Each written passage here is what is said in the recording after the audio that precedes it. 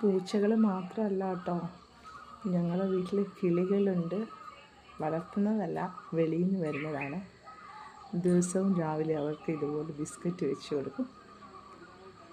എല്ലാം വന്ന് കൊത്തിയെടുത്തുകൊണ്ട് പോകും. കാക്ക, ഓലഞ്ഞാലി, മൈന, അങ്ങനെ കുറേ പേരറിയാത്ത കിളികളും എല്ലാം വരും.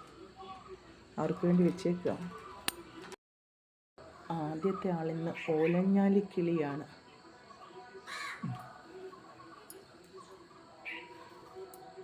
അടുത്ത ആളെത്തി, കാക്കമ്മ.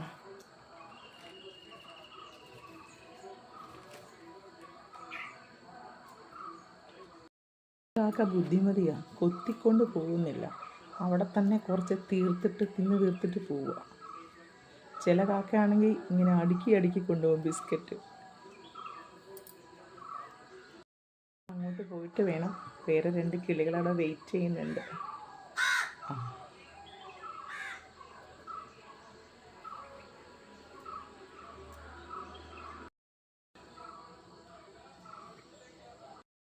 ഒരു പ്രാവശ്യം കാക്ക എൻ്റെ കയ്യിൽ നിന്ന് വരെ എടുത്തുകൊണ്ട് പോയിട്ടുണ്ട്. 1-2 പ്രാവശ്യം എടുത്തുകൊണ്ട് പോയിട്ടുണ്ട് കയ്യിൽ നിന്ന് ബിസ്ക്കറ്റ്. എനിക്ക് ഒത്തിരി ഇഷ്ടപ്പെട്ടു. അങ്ങനെ കാക്കയെ വശീകരിച്ചെടുക്കാനാണ് എൻ്റെ പ്ലാൻ. നീ കഴിച്ചോ. ഉപ്പൻ സാറും വന്നിട്ടുണ്ട്. ഇവരെയൊക്കെ കഴിഞ്ഞിട്ട് വേണം സാറിനെ എടുത്തുകൊണ്ട് പോകാൻ.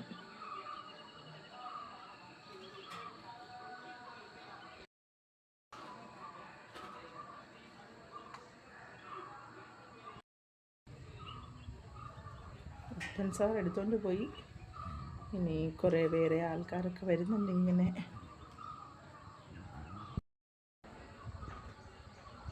വേറൊരാളൂടെ വന്നിട്ടുണ്ട്, കരിയിലെ കിളി. അവർ തമ്മിൽ അങ്ങോട്ടും പിടിക്കത്തില്ല. സെലക്ട് ചെയ്തെടുക്കുവാന്ന് തോന്നുന്നു, വലിയ പീസൊക്കെ അടുത്തോട്ട് പോയി.